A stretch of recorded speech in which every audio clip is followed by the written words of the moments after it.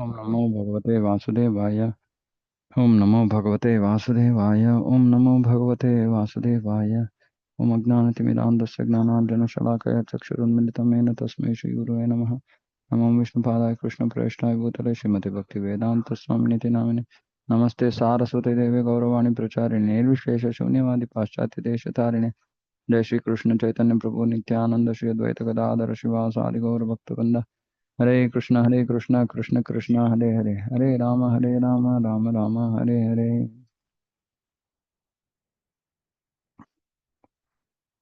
Chapter 15, the Yoga of the Supreme Person. Supreme Personality of Godhead said, it is said that there is an imperishable banyan tree, Urdhvamulam Adashchakam Ashwattham, banyan tree that has its roots upward and its branches down, and whose leaves are the Vedic hymns. One who knows this tree is the knower of the Vedas. So there is an imperishable banyan tree, Avyayam, that has its roots upward, root upward and branches down. Normally root is down, branches upward. So there is an imperishable banyan tree that has its roots upward and branches down. The branches of this tree extend downward and upward, nourished by the three modes of material nature. So what is this tree? This tree is the reflection of the spiritual world. It's called the material world. And it is nourished by the three modes of material nature. The twigs are the objects of senses. This tree has roots going down, and these are bound to the fruitive actions of human society.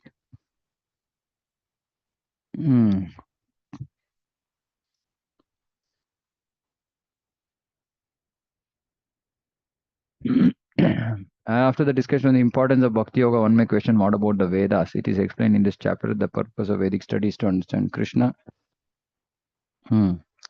Therefore, one who is in Krishna consciousness, who is engaged in devotional service, already knows the Vedas. The entanglement of this material world is compared here to a banyan tree. For one who is engaged in fruitive activities, there is no end to the banyan tree.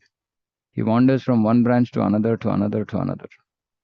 The tree of this material world has no end, and for one who is attached to this tree, there is no possibility of liberation. The Vedic hymns meant for elevating oneself are called the leaves of this tree. The tree's roots grow upward because they begin from where Brahma is located. So the tree's roots are growing.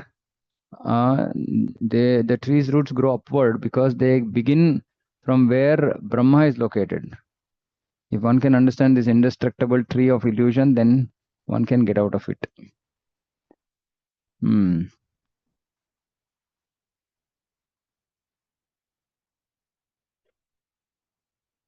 The basic principle of devotional service is detachment from material activities and attachment to transcendental service of the Lord.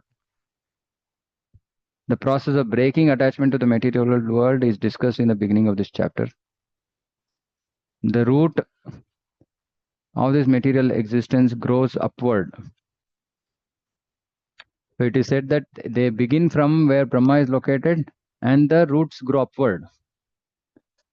This means that it begins from the total material substance, from the topmost planet of the universe. From there, the whole universe is expanded with so many branches representing the various planetary systems. So the branches all grow downwards, which are all representing the various planetary systems. The fruits represent the results of the living entity's activities, namely Dharma, Artha, Kama, Moksha. So the roots start from Brahmaloka, they grow upwards. And from there downwards, branches grow. And all these branches are the various planetary systems. And on the branches, there are fruits, which are the Dharma, Artha, Kama, Moksha. There is no ready experience in this world of a tree situated with its branches down and its roots upward. But there is such a thing which is the reflection of the tree. In other words, the tree of this material world is only a reflection of the real tree of the spiritual world. This reflection of the spiritual world is situated on desire. So this is very, very important. Just as a tree's reflection is situated on water. Desire is the cause of things being situated in this reflected material light. One who wants to get out of this material existence must know this tree thoroughly through analytical study. Then he can cut off his relationship with it. So the desire, the reason that the spiritual world is reflected is because we have desire. And the reason that that a tree on the bank of body of water is reflected in the water is because there is water. Since there is water, there is reflection. Otherwise, there will be a tree, but there won't be any reflection. Similarly, the spiritual world is there, but till we have this material desire, unless we have this material desire, that reflection of the spiritual world as material world doesn't happen for at least individual jiva. So when because of this desire, this reflection is happening, meaning this material world is getting created, and the roots are upward because it is starting from Brahma Loka. Branches are growing downwards like a reflection. And one must know this tree to cut off our relationship with the tree. The tree, being the reflection of the real tree, is an exact replica. Everything is there in the spiritual world. So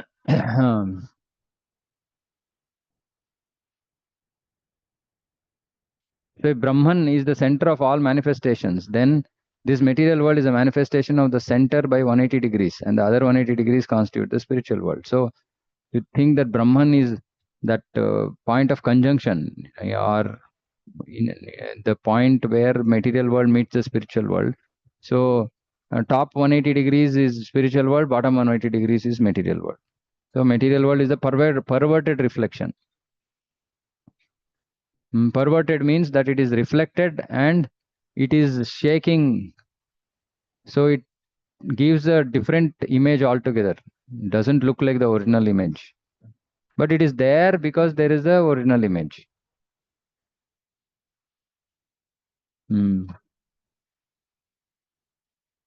Since this manifestation is material, it is temporary. A reflection is temporary, for it is sometimes seen and sometimes not seen.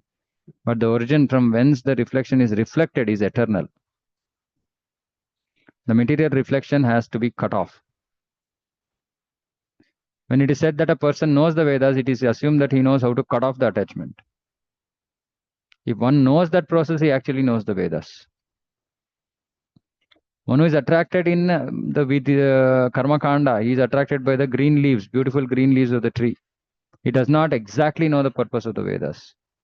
The purpose of the Vedas is to cut down this reflected tree and attain the real tree of the spiritual world. Beautiful purport. The description of the banyan tree is further explained.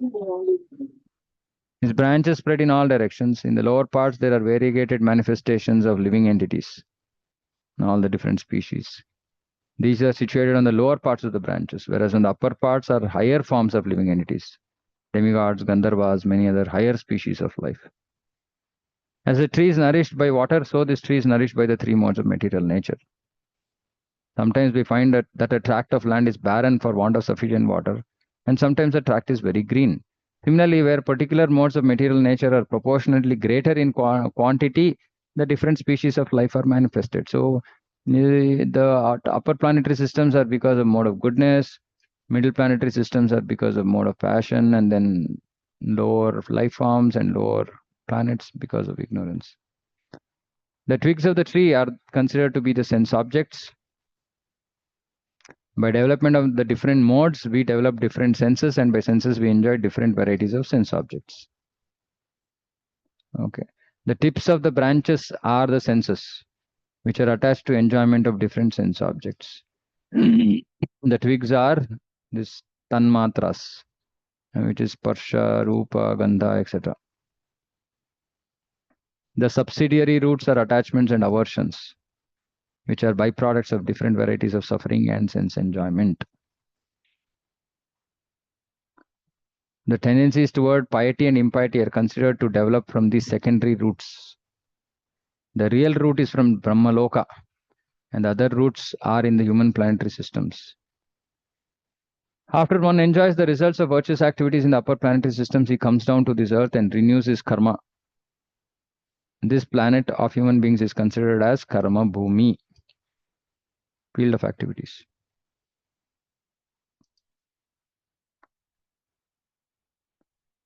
The real form of this tree cannot be perceived in this world. No one can understand where it ends, where it begins, where its foundation is. But with determination, one must cut down this strongly rooted tree with the weapon of detachment. So there's so much of description about the tree of material world. It said you can't understand it, where it starts, where it ends, where its foundation is. It doesn't matter. Important thing is that we have to cut down this strongly rooted tree, or we have to cut down this attachment with the weapon of detachment, but it requires determination. Therefore, one must seek that place from which, having gone, one never returns. Tada padam tat parimargitavyam yasmin gata na nivartanti bhuyah. And what should one do? Tameva chadyam purusham prapadye. Surrender. And there, surrender to the Supreme Lord, from whom everything began and from whom everything is extended since time immemorial. So one must seek that place, which is Vaikuntha, Goloka, and surrender to the Supreme Lord. But it requires determination, and there has to be detachment, some level of detachment with this material world.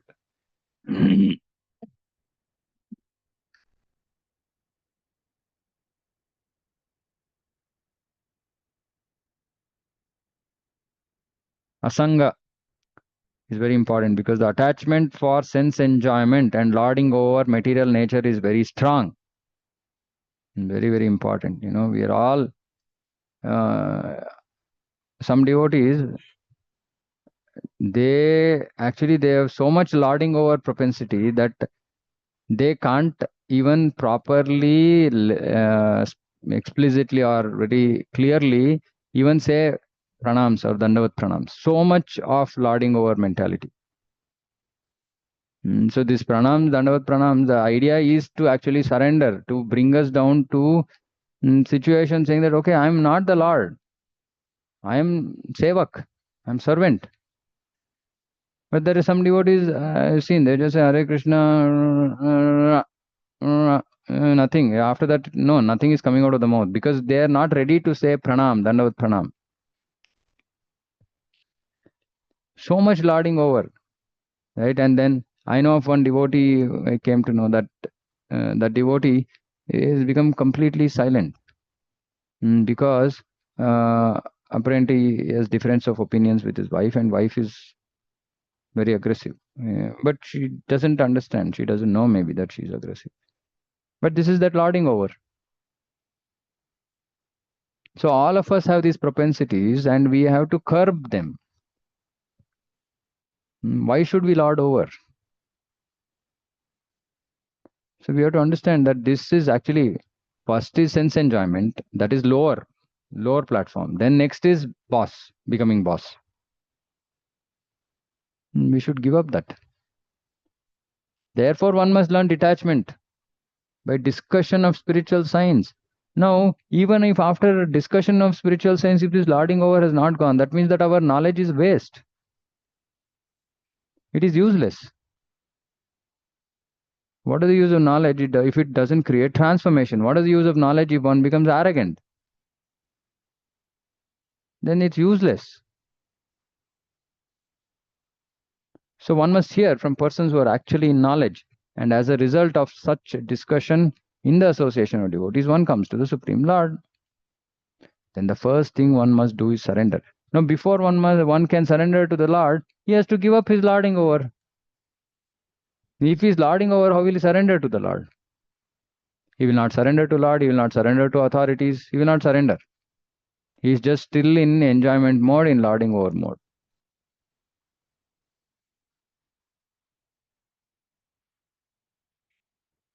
So very, very important.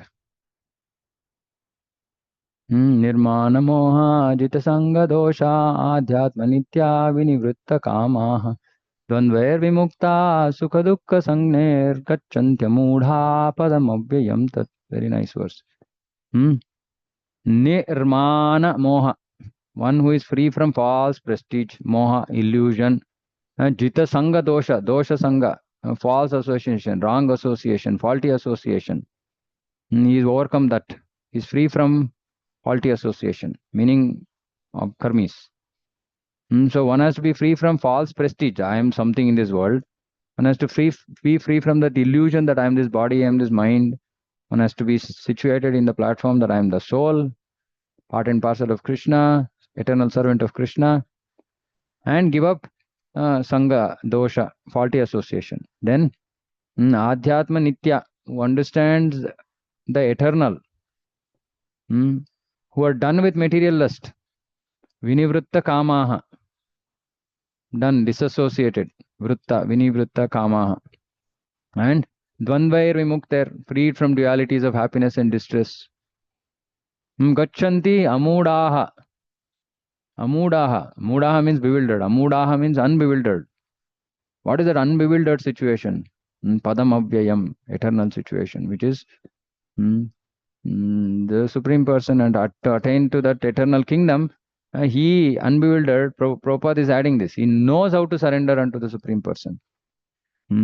Because in the previous verse, Prapadye was there. So there was discussion about one has to surrender. Who can surrender? Who will surrender? Again, different way of explaining the same thing which we discussed earlier. Free from false prestige, illusion, false association, who understands the eternal, is done with material lust, free from dualities of happiness and distress, unbewildered, he surrenders, knows how to surrender to the Supreme Person, uh, unto the attain to, and who unbewildered know how to surrender unto the Supreme Person, attain to that eternal kingdom. So those who have these qualities, they surrender and they attain to that eternal kingdom. So this is very, very important. न तद्भासयते सूर्यो न शशांको न पावकः यद्गत्वा न निवर्तन्ते तद्धाम paramam mama. So Krishna is describing his supreme abode. He is not illuminated by sun, moon, by fire, electricity. Those who never reach it, never return to this material world. Again, we have discussed this, have we fallen, have we blah, blah, blah. So anyway, once you go there, they don't fall down. The living entities in this conditioned world are my eternal fragmental parts. Mamayvamsho jiva loke jiva bhutha sanatanaha mana shashtani indriyani prakritistani karshati. So yesterday we were discussing this. Due to conditional life, they are struggling very hard. Stani karshati. Karshati means fight, struggle with six senses which include the mind. So we are struggling. The living entity in the material world carries his different conceptions of life from one body to another. Conceptions are carried just like air carries aromas. Thus, he takes one kind of body and again quits it to take another.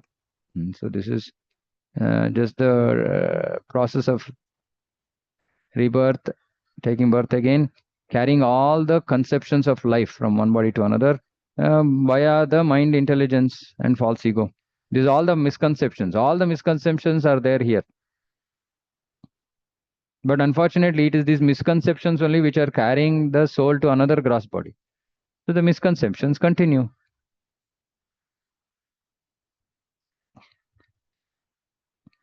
The living entity, thus taking another gross body, obtains a certain type of ear, eye, tongue, nose, and sense of touch, which are grouped about the mind. Because grouped about the mind means mind is the chief sense. He thus enjoys a particular set of sense objects. The foolish cannot understand how a living entity can quit his body, nor can they understand what sort of body he enjoys under the spell of the modes of nature. But one who has eyes are trained in knowledge, one whose eyes are trained in knowledge can see all this. So we have to see all this. Gnana Chakshusha. So when we see, we should not see with our material eyes. We should see with the knowledge of the Shastra. Eyes of knowledge we should see.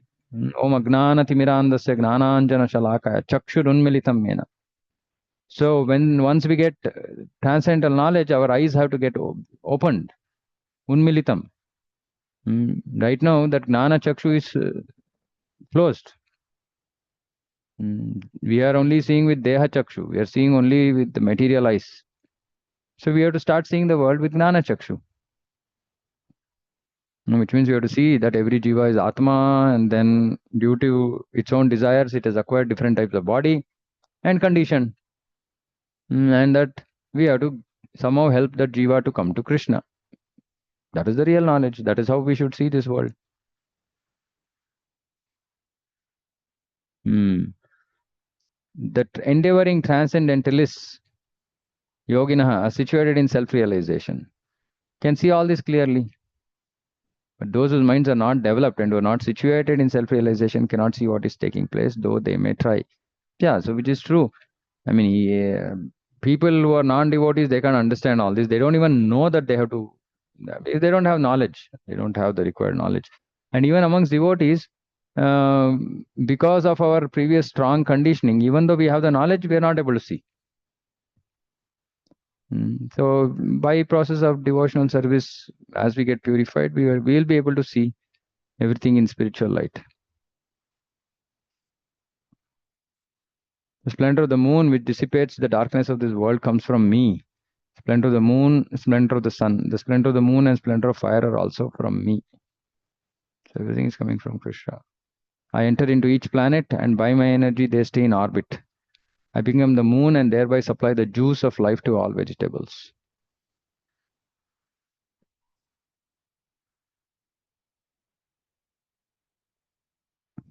Aham Vaishvanaro Bhutva Praninam Dehamashritah.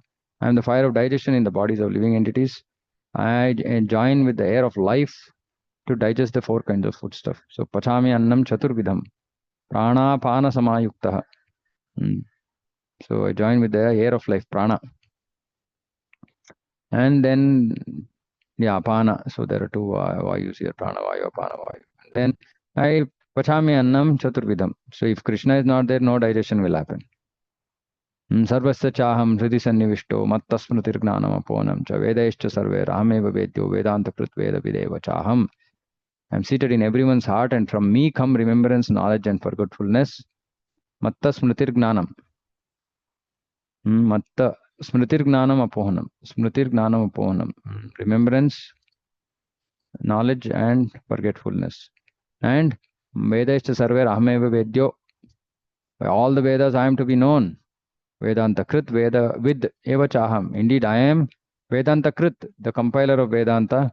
Vedanta vid, knower of the Vedantas, knower of the Vedas. Dvavimo purusho lokhe ksharaschakshara evacha kshara sarvani bhutani kutasto kshara uchate.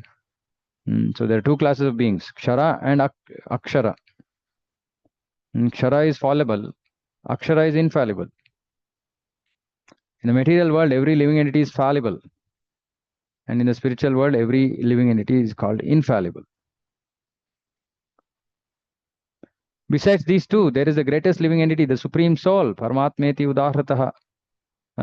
The imperishable Lord himself, who has entered the three worlds and is maintaining them. Because I am transcendental, beyond both the fallible and infallible, and because I am the greatest, I am celebrated both in the world and in the Vedas as that Supreme Person. Pratitaha Purushottamaha. Krishna is himself speaking. Whoever knows me as the Supreme Personality of Godhead without doubting, asammudho, is the knower of everything. He therefore engages himself in full devotional service. Sa sarvavit bhajati mam. Sarvavit meaning having known everything. Bhajati mam, he worships me.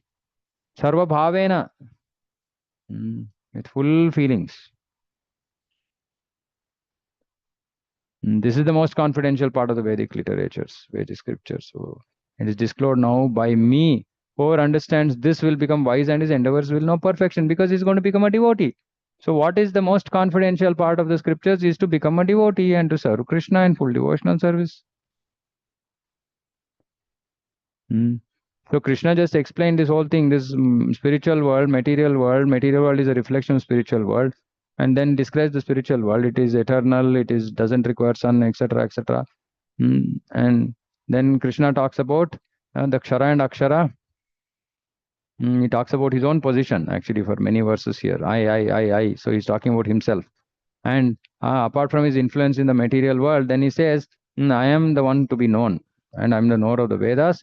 So there is Kshara and Akshara, but Paramapurusha, Paramatma is above all this and is maintaining this world. And I am known as the Supreme Person. So there's Paramatma, and then I am known as the Supreme Person.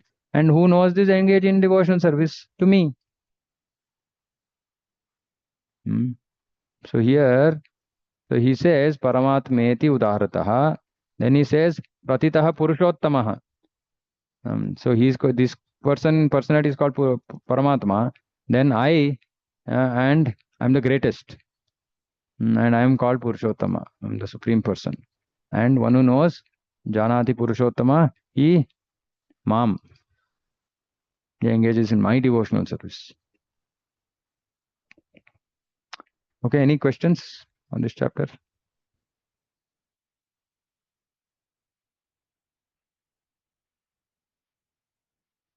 No questions. Okay. Now, chapter 16. This is very interesting. Now, after chapter 16, 17, 18 is just basically three modes and conclusion. Right? So, 16, Krishna is talking about this divine and demoniac nature. So, most of it is understandable. So, I'll just read through and wherever required, explain. Supreme Personality of Godhead said, so this verse is also very nice. Abhayam sattva samshuddhir gnana yoga vyavastitihi dhanam damascha yagnascha swadhyayastapārjavam ahimsa satyam akrodas tyagas shantirra paishunam taya bhuteshvalo luptvam mardavam hrira chapalam tejakshama dhritishaucham madroho nati manita bhavanti sampadam daivim abhijatasya bharata. So he's talking about divine qualities. Divyam, fearlessness, not mundane fearlessness. This fearlessness is no fear of death, nothing, because knowing I am the Atma. Purification of one's existence. Again, see, this is divine quality because it is all based on the knowledge that I am Atma. So I am Atma, but I am contaminated. My existence is contaminated, so I purify myself. I am Atma, so I have to cultivate spiritual knowledge. Right? Then I have to also do charity in relationship with transcendental matters. Then I have self-control. Then I perform sacrifice, Vedas, austerity, simplicity. So all this is to reduce the our illusion or our attachment to the body. Austerity, simplicity, non-violence, truthfulness, freedom from anger, renunciation, tranquility, aversion to fault finding. Very, very important. What is the word for this? Ahimsa, Satyam. Where is Ahimsa? Ahimsa, Satyam, Tyagaha, Shantir, Apaishunam, Daya Bhuteshu. Apaishunam, this one, aversion to fault finding.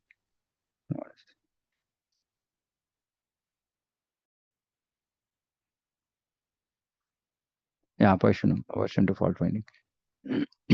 So very important because people are very much used to fault finding. And then that comes in the society of devotees also. Same nature that we have. Material nature comes in the association of devotees, and then we are, for no reason, just simply finding faults in people. Compassion for all living entities. Freedom from covetousness. Covetousness means possessions, mind, like that. Gentleness. Modesty.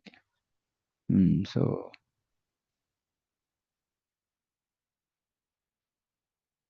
Nati, yeah, Nati Manita. No.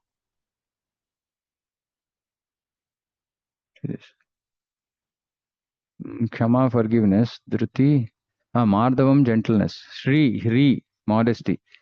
Then determination, Achapalam, Tejaha, vigor. Kshama, forgiveness. Dhriti, fortitude. Chaucham, cleanliness. Adroha, freedom from envy. Nati Manita, not expecting honor. Bhavanti. And so these are all belong to godly men. These are transcendental qualities. So Prabhupada explains many of them. Say some of them are for grasta, some of them are for sannyasis, some of them are for those in vanaprastha, etc. Gnana yoga vyavastitihi is for a sannyasi. Charities for householders. Dhamma is for everybody, but especially meant for householder, because others are by nature Dhamma, self-controlled. And Prabhupada is talking about how for householder, senses for sex life unnecessarily, it should not be used, meaning for not producing children. But our devotees don't even agree to this statement that Prabhupada is writing. It says illicit sex means only if with others. No, clearly saying that you should not engage. That's all, simple. Yeah, sacrifice. Swadhyaya is for brahmacharya. Tapas for vanaprastha. So on. So it's a nice purport. So you can read. Ahimsa, not arresting the progressive life of any living entity, is ahimsa.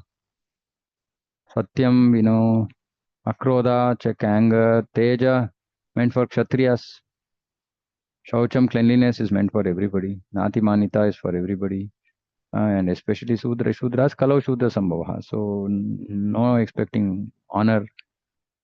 Then all these 26 qualifications mentioned are transcendental qualities. They should be cultivated according to the different statuses of social and occupational order. Purport is that even though material conditions are miserable, if these qualities are developed by practice by all classes of men, then gradually it is possible to rise to the highest platform of transcendental realization. Okay, so that is the reason why Krishna is describing all these qualities. Now then he says, okay, now let's talk about the demoniac. Damba, pride. Darpa, arrogance. Abhimana, conceit.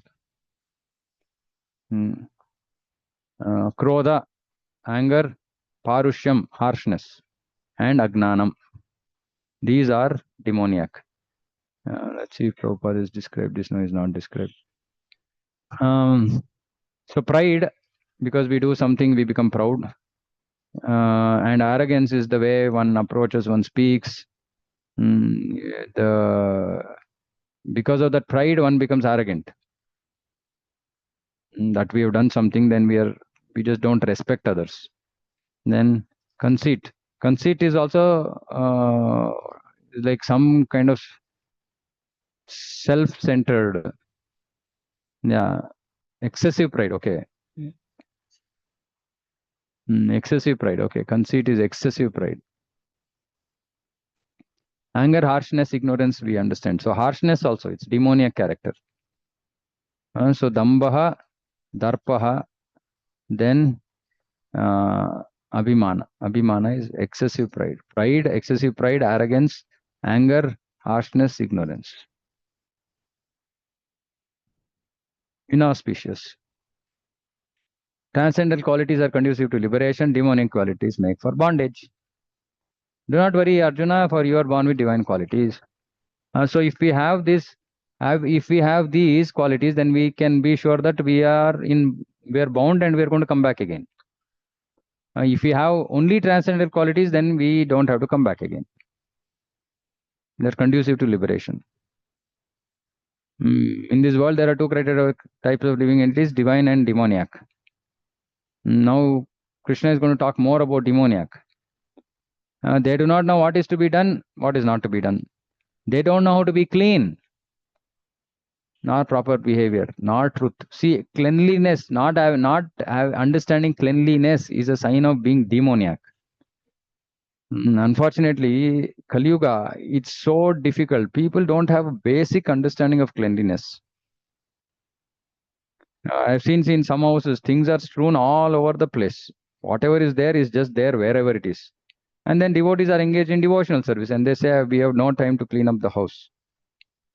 But it's not divine quality. It's not a divine quality. We also read Shaucham here, right? Already. We know that cleanliness is already part. Where is that? Cleanliness is already part of divine quality. Non-cleanliness is demoniac. Then they don't know how proper behavior. So this proper behavior also. Sometimes, and I'm all speaking in connection with devotees. Devotees in my, when they come home, when some devotees other come home, other devotees come home, we don't know how to actually treat them. What are the obligations? All these things we have to understand, like how to treat guests. This is all part of proper behavior. And not truth also. Generally, like left, right, and center, they want to lie. We should not. And what do demoniacs say?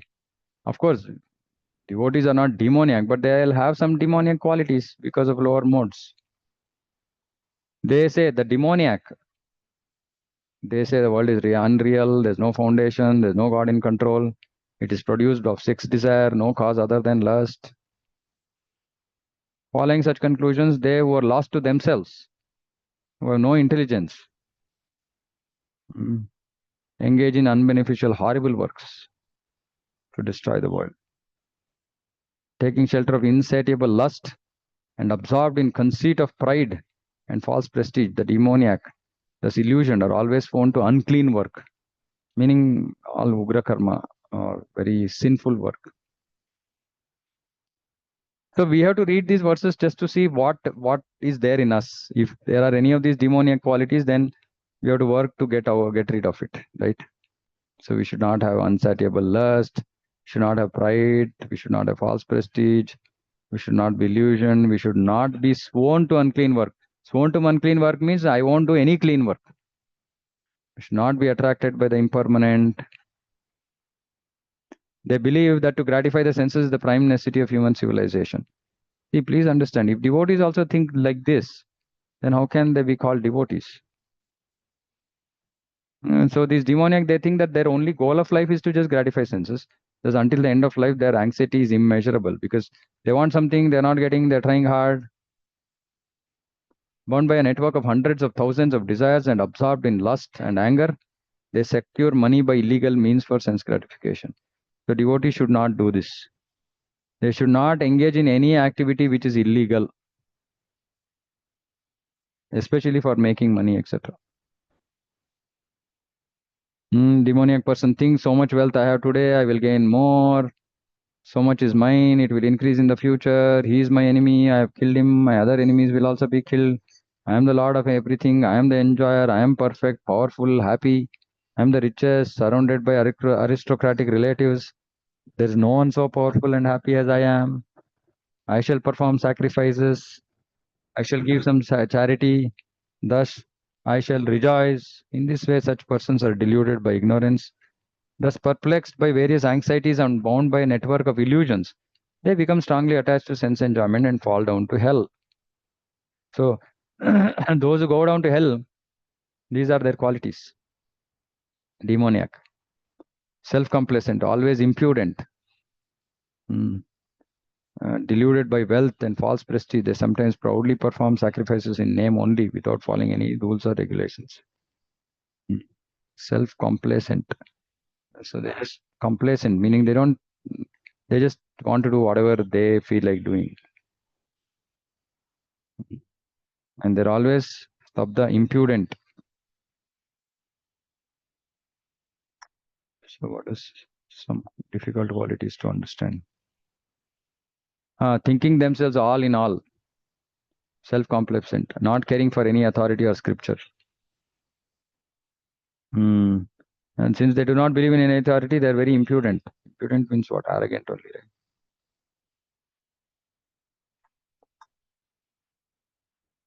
Not showing due respect to another person. Disrespectful.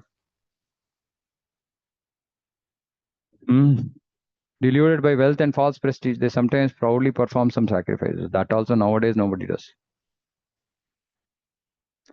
Bewildered by false ego, strength, pride, lust, anger, the demons become envious of the Supreme Lord, who is situated in their own bodies and in the bodies of others, and blaspheme against real religion.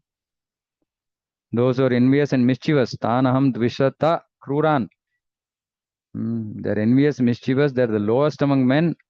Krishna is saying, I perpetually cast them into the ocean of material existence, into various demoniac species of life, because they have to get properly punished. Otherwise, they won't come out of this. They attain to Asurim, Yonim, demoniac species of life. Such persons can never approach me. Gradually, they sink down to the most abominable type of existence. Three gates to hell. Trivividham narakasyedam dwaram nashanam atmanaha kama krodhas tatha lobhas. So we have to be careful about this. Kama, krodha, lobha. Every sane man should give this up, for they lead to degradation of soul. So if there is kama, krodha, and greed, what is this? Lobha. Kama, krodha, lobha, then it's going to take us, it's going to degrade the soul. So this is the sum and substance for us of this chapter, that we should give up these three qualities. And then everything else is related to these only. So we'll become free from those. The man who has escaped these three gates performs acts conducive to self-realization, thus gradually attains supreme destination. So this is what is preventing us from going to Krishna, from achieving Krishna. Yes, Shastra Vidim Utsrujya Vartate Kamakaratah. One who discards Shastra Vidim, scriptural injunctions, and acts according to his own whims. He na sa siddhim avapnoti. He doesn't have to achieve perfection. Na sukham, na paramgatim. Neither happiness nor supreme destination. So we have to follow scriptural injunctions. We have to accept Shastra Vidhi and not act kamakarataha, not act whimsically. One should therefore understand what is duty, what is not duty by regulations of scriptures. Knowing such rules and regulations, one should act so that he may gradually be elevated. So we have to act in knowledge, know what our duties are, what are not our duties, understand the rules and regulations, act so that one may become gradually elevated. Anyway, so the key for us is this kama, krodha, tatha, lobhas. We should be free of these three because these are gates leading to hell. Okay. Any questions, comments? And all this, Krishna is only speaking directly, right? So, anything?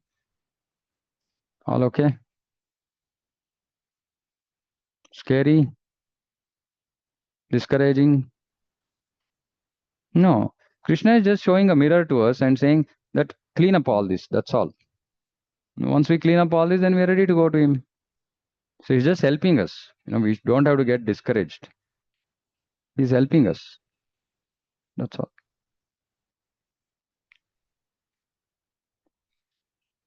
Okay. If there's nothing else, then we can close. So 17th, 18th is mostly going to be modes of nature. Now, like I said, we have to understand where we are stuck in the next two chapters, and then make sure that all these chapters are just for introspection and seeing, okay, which of these we should write down. We should write down these.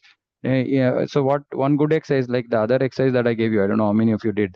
Write those three things: material desires and attachments, material desires and attachments, expectations which are conducive to bhakti, and spiritual desires. So that's one exercise. If you're not done, you can do it. Second is go through this 16th, 17th, 18th chapter and make a note of, okay, demoniac quality, which of divine qualities I have, which I don't have, which demoniac qualities I have, which I don't have, and then so on. So, and then also 17th, 18th, go through all these qualities, all these mode description of various aspects in the three modes, and see, okay, this quality I am in goodness, this quality I'm in passion, this quality I'm in ignorance, and so on. So you will know self-assessment. Nobody will need to assess you. You can assess yourself. Okay, so we'll close here. We'll meet again tomorrow, Krishna willing. Srimad Bhagavad Gita ki jai, Jagat Guru Srila Prabhupada ki jai, Samveda Gaura Bhaktivinoda ki jai. Hare Krishna. Hare Krishna.